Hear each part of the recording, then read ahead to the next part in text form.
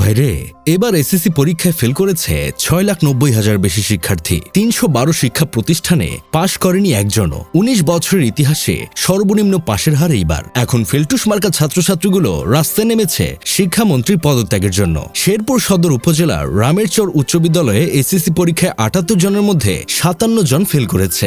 এজন্য ফেল করা শিক্ষার্থী ও তাদের অভিভাবকরা শিক্ষকদের একটি কক্ষে আটকে বাইরে থেকে তালা ঝুলিয়ে দিয়েছেন। বা সোনার দেশের মেধাবী শিক্ষার্থীরা, পরীক্ষায় ডাব্বা মারছো, কোথায় গর্তে লুকিয়ে থাকবে তা না, তোমরা রাস্তায় নেমেছ আন্দোলন করতে। বলছিলাম কি সোনামণিরা, তোমাদের লাজ লজ্জা শরম বলতে কি কিছু নাই? সারা বছর লেখাপড়া না করে ফেসবুক টিকটকে ভিডিও বানিয়েছো, বন্ধুদের সাথে রমজানের চায়ের দোকানে আড্ডা মারছো আর ধোয়া উড়াইছো, বয়ফ্রেন্ডের সাথে চিপাচাপায় ঘুরছো।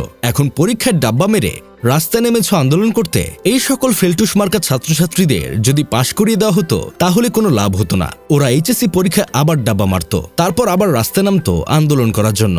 সত্যি কথা বলতে, তোদের যদি লেখাপড়া করার ইচ্ছেই থাকতো তাহলে এই দিন দেখতে হতো না। তোদের তো ভাই কাঠমিস্ত্রি নাসিমুল কিংবা সাদিয়া বেগমের থেকে শিক্ষা নেওয়া উচিত। সংসার, সন্তান আর পেশাগত ব্যস্ততা সবকিছুর ভিড়েও পড়াশোনার স্বপ্নটা বাঁচিয়ে রেখেছিলেন কাঠমিস্ত্রি নাসিমুল। সেই স্বপ্ন পূরণ করে 45 বছর বয়সে এসএসসি পাশ করেছেন চাঁপাই নবাবগঞ্জের ভোলাহাটের এই কাঠমিস্ত্রি। রাজশাহী কমার্স কলেজ থেকে এসএসসি পরীক্ষায় অংশ নিয়ে তিনি পেয়েছেন জিপিএ 4.62।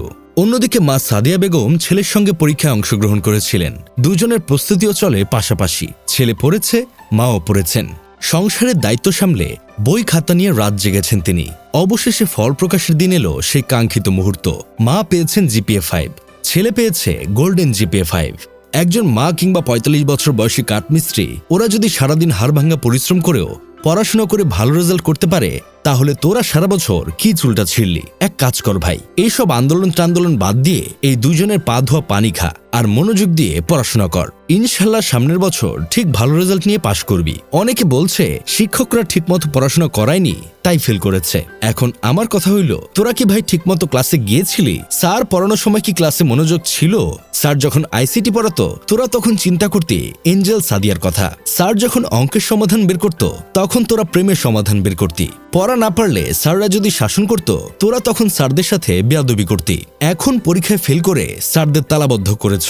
বা সোনার দেশের সোনার ছেলেমেয়েরা, এইসব দেখে আমার বন্ধু কেরামত বলতেছে, শিক্ষা প্রতিষ্ঠান হতে হবে নাসিমা কাদের মোল্লা হাইস্কুলের মতো। এই প্রতিষ্ঠানে কোনো স্টুডেন্ট টিচারদের সাথে বেয়াদবি করে না, কোনো টিচারও তাদের দায়িত্বের প্রতি অবহেলা করে না। এই কারণে 382 জন ছাত্রছাত্রী এবার এসএসসি দিয়ে 382 জনই জিপিএ 5 পেয়েছে। 2025 সালেও পরীক্ষার্থী 320 জন ছাত্রছাত্রী সবাই জিপিএ 5 পেয়েছিল। এই স্কুলের পড়ানোর কৌশলটা যদি সারা দেশে ছড়িয়ে দেওয়া হতো আর ছাত্রছাত্রীরা সেই নিয়মে চলতো, তাহলে পুরো বাংলাদেশের শিক্ষা ব্যবস্থাই বদলে যেত।